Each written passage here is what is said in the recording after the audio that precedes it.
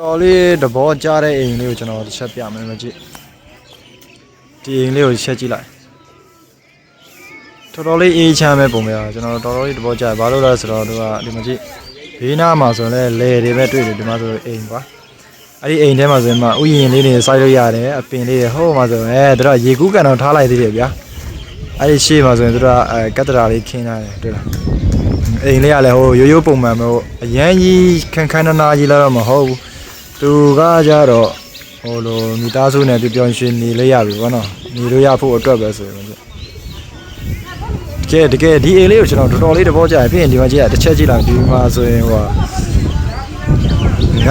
ငါမွေးတယ်ဗျာငါမွေးကန်တယ်ငါတို့ကမွေးထားလိုက်ပြီပဲရတာ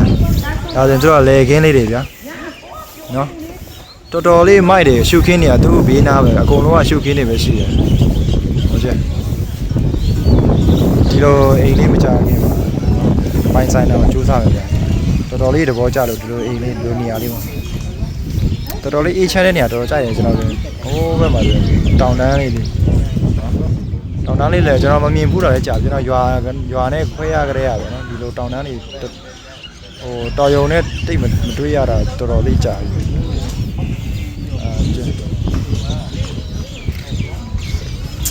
ခုလောဆယ်တော့ဒီရှုခင်းနေနေနော်နောက်